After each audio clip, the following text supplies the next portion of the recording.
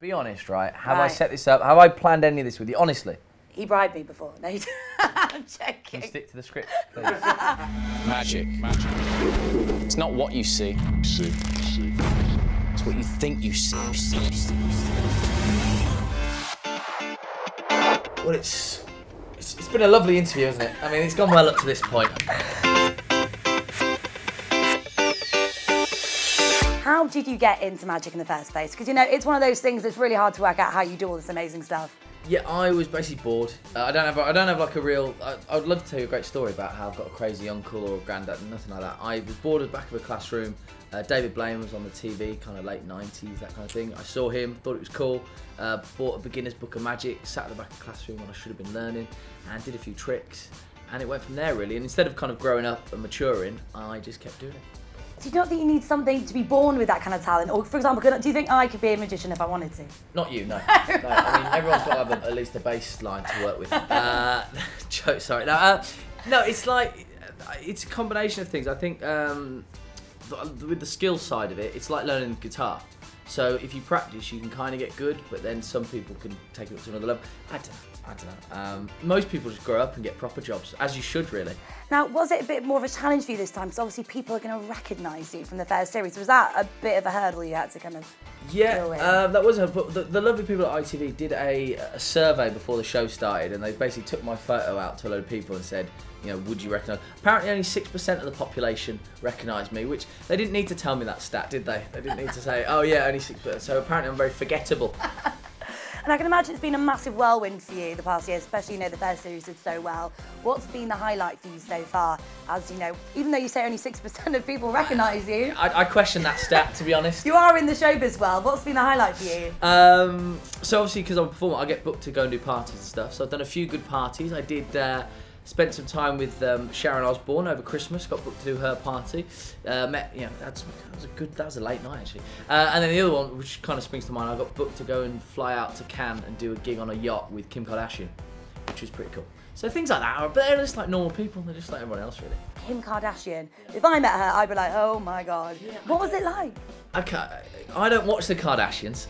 It's not really. I don't really read those magazines. So for me, it was just like another woman that I'm doing tricks to, who was really nice, really cool. But everyone else around, like, I'd never seen a room just stop for a person like that. For like 2 hours, nobody could move. But what was really cool is when I was showing her tricks and stuff, me and her had a chat. And yeah, she was really nice. She was really cool. They should have called you to come perform at their wedding, the Kim Ye wedding. Well, who says I didn't? And who says I signed an NDA and I'm not allowed to talk about it? Oh, that's true. You never know. That didn't happen, just for legal reasons. That didn't happen. So you've done loads of amazing stars on the show. Are there any really big names you would love to trick? I think, you know, things that spring to mind, I always said, One Direction. If you could, you know, convince One Direction that Harry Styles has fallen off a building or something, that'd be pretty good. Cheryl Cole, Simon Cowell, just big names like that you've never seen them out of their comfort zone. So it'd be great to see what Cheryl Cole's like if a waiter starts annoying her, as an example. I can imagine.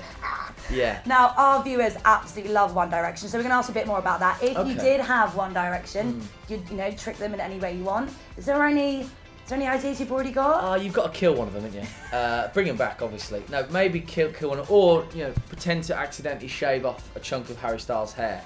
That would be good, wouldn't it?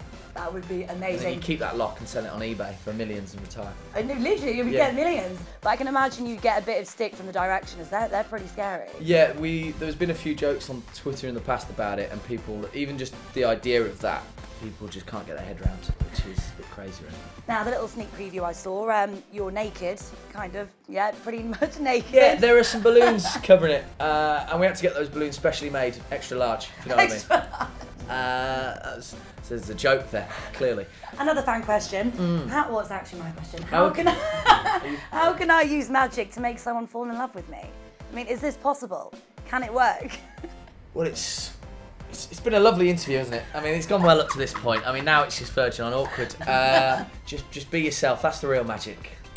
So, have you ever used magic to pull girls? Oh, of course I have. No, I shouldn't say. No, basically, right, the reason anyone gets into magic is because they are the geeky kid at school. They're not the cool kid. If they were cool and could play football or they could sing in a band, they wouldn't need magic. So I learnt magic just to kind of, you know, get by at school. And obviously, it did help with the ladies having a bit of confidence. But I've got a missus now, so obviously no, I don't use that at all. It's pathetic, isn't it? It's a bit weird, isn't it? If you go out with a deck of cards and people go, "You've planned that, have you? You've planned to come out with tricks." It's a bit weird. Can't you just talk? No, I've got no conversation. What about, can you do any tricks on Tinder to make just everyone match with you? That I don't have Tinder. Don't have it. Don't have it. On my Tinder, do you reckon you could do it so everyone can match with me? Yes, I can. Girl, it's easy for girls anyway. They do that shot up there, and it's fine. Guys just say, yeah, they go on autopilot. They don't even look. So obviously you've never been on it. So obviously. That should be your next plan though, because I think that would be amazing if you could do that. Okay, all right, I'll work on that. Now, you were saying before about going on tour. Now, Pitbull's been in the paper today because he's been a bit of a diva. He's requesting opaque windows, a love chair. A love chair? What happens in the love chair? I think a lot of stuff happens on a love chair. Okay. You would just, thing is though, you would just say chair, wouldn't you? Can I have a chair? What you do with it is your business. You wouldn't need to say love chair, would you? No. You think you're overcompensating there, Pitbull? People know what you're doing there. So so you're going on your tour and you can have, you've got millions to spend, any diva demands you want, what would be on your trailer? I don't know if I'm allowed to say. Nando's. The crew always have a go at me because whenever we go and eat somewhere, I always kind of want to go there just because I quite like it, and give us a black card, that'd be nice. No, but I'd have that. I'd have. I'm quite simple, really. Wi-Fi. That's really sad, isn't it? Phone charger. My phone dies at about 2 o'clock every day. So just things like that. Chocolate. I'm a chocoholic. A few beers. Wow, that's quite simple, isn't it? Nothing too diva-ish there. No. And just. Sorry. Sorry. So here's the game. You're gonna hold your hand out like that. Okay. Here's a deck of cards. Brilliant. Put your other hand on top like that. Okay. All right, I want you to think of one card. You got one? Yes. Queen of Hearts, most obvious, all right? Ace of Spades, also very obvious. Did you go for either of those two, honestly? No. Something more random? Yeah. And we haven't set this up? No. All right, for the first time, what is the card in your head? Say it. 5 of Hearts. 5 of Hearts? Yeah. Okay. See, the weird thing is, right, before we met, I turned over one card in there. Really? Yeah, let go. See how there is one card in the entire deck. You see that? All right. Just there. Yeah. Take it. Oh my God, you really are talented. I'm all right, yeah. Yes, that is a 5 of Hearts.